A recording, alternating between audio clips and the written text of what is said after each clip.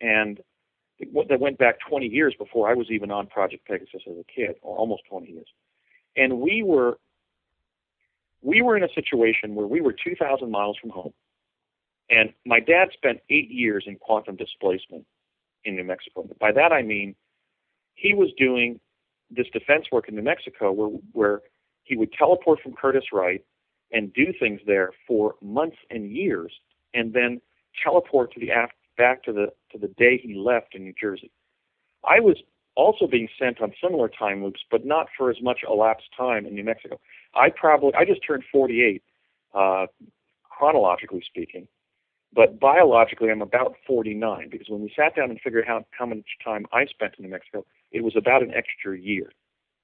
But my dad spent 8 extra years there. So when he died at age 66 in 1990, he was biologically he was actually 74. And certainly by 1972, when my father was 49 and my mother was 47, my mom looked 45 and Dad looked 65. I mean, his hair was completely white, and he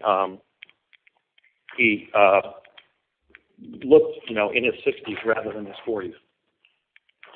Okay, and so in order to just sort of survive psychologically there, we had to act like everything was normal. In other words, that we were having a normal set of experiences, but we weren't. We were not only in quantum displacement, essentially on another timeline from our ordinary life in New Jersey, but in that context, we were being involved in non-ordinary experiences.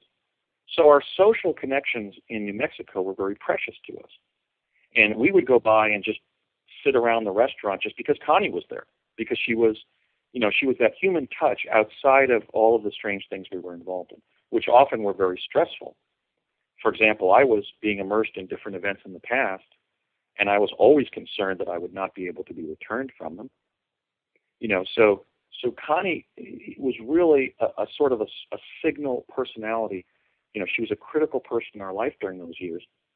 So whenever we had any downtime, we were frequently going over to a restaurant, maybe having lunch, and hanging around with her for a couple hours.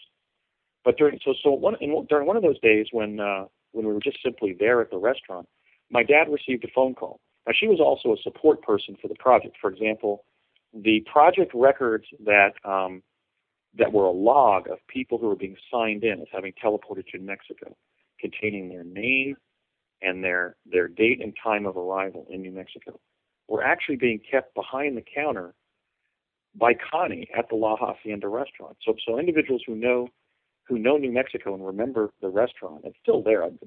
It may be torn down at some point, but the La Hacienda is literally one of the most famous restaurants in all of New Mexico. And so people who were there in the early 70s, who are among your listeners, now know that literally the logs that were being kept to record the teleportees that were jumping into New Mexico during those years were being kept by Connie Chavez behind the counter at the La Hacienda restaurant. Huh. Okay, so she was also a support person for the project, not just my dad's former love interest. So one day she turned the phone there at the restaurant over to my father, and he said, "Okay, I'll be right down." We get in the rental car he had there, the federal provided vehicle that just as being on a defense project, and we sped down Highway I-25 south from Albuquerque to Socorro, New Mexico. We would then make a right and go west on Bullock Avenue, because in those years, right on the grounds of what is now in front of what is now the research library at New Mexico Tech. New Mexico Tech is the New Mexico Institute of Mining, Science, and Technology, something like this. But in those years, there was a small building about the size of an Albuquerque insurance company building. It was a C-shaped building. It had a black macadam parking lot in front of it that accommodated about 8 to 10 vehicles. In the front left corner of the property there, at the intersection of Bullock Avenue and Leroy Place, where there's a Masonic temple of all things. Actually, one of the coincidences is that Masonic temple was established there the year of my birth, 1961, according to its plaque. But there in the front of the property was a black granite sign that in broad silver lettering said Aerojet Corporation. Now, when I went on my second fact-finding trip with my friend here from Vancouver, Washington, Dixie Karras, in September of 2004, before we left Vancouver, Washington to go on that second fact-finding trip, I wrote Aerojet on their corporate website, and they said, thank you for your inquiry, but we can confirm that Aerojet did not have a corporate presence in Socorro, New Mexico until 1985. Mm-hmm. Well, then Dixie and I went on that trip. That was the trip when we found, literally, we were there 8 days, and every day I found one of the project locations. It was almost as if, as I write in the book, it was as if, the ground of New Mexico was opening up its time travel secrets. And so we went to the New Mexico Tech Research Library there, and we spoke with Joy Thompson. Now, Joy is a wonderful woman. I don't know if she has yet passed away, but she told us she was suffering from a terminal illness, like a form of cancer that she had as a result of growing up and even playing in radioactive locations as a child, as a native New Mexican.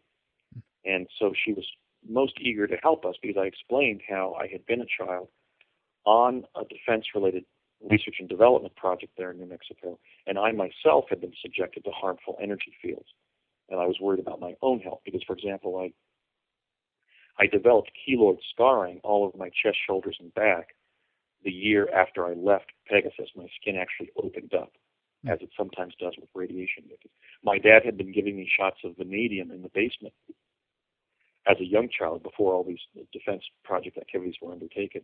And when I asked him why you're giving me these shots, he said, to protect your teeth and bones from radiation. So those administering Project Pegasus knew that there were potentially harmful energy fields that we would encounter and that might compromise our health. Right. But anyway, Joy was one of those victims of Defense Department activity in New Mexico. And she said, sure, I'll help you. Let's spend the whole afternoon on this. And we went into her archives. And everybody working there, whether they had grown up in Socorro or Los Alamos or Santa Fe or Albuquerque, they all remembered that Aerojet building there. They all confirmed, yes, you described exactly what was there in the early 70s, Andy. It was a C-shaped building. There was a zero-scaped courtyard in the front with some cacti in it. There was the parking lot you've described. We remember the sign. Now, what I remember is that when we would walk into the front of the building through the middle of the C, we would come to the security desk, and the whole left side of the building was walled off with these shiny stainless steel bars like in a prison. In other words, the left side was blocked by this cage-like contraption that the security officer with a badge, he was a federal security marshal. My father would show his identification. He would say, my son's with me, and we would go into the left side of that building.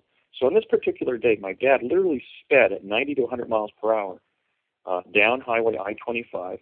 So we got there in about an hour rather than an hour and a half. I think it's about 90 miles south of Albuquerque, maybe even less than an hour. And my dad was literally chomping at the bit as we went through security there. And after we got on the other side of that cage, the cage was open and we got inside that left side of the building. One of the technicians comes up to my dad, just like in one of these feature films where, the Earth is going to be bombarded by asteroids from space, or, they've discovered a monolith on the moon or something. Mm-hmm.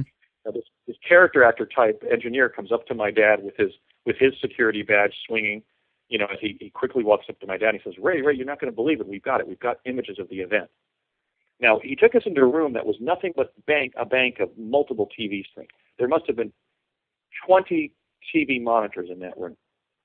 And they popped something, and I don't know whether it was like a Betamax tape or something more sophisticated, but they popped something into a video player device of some kind.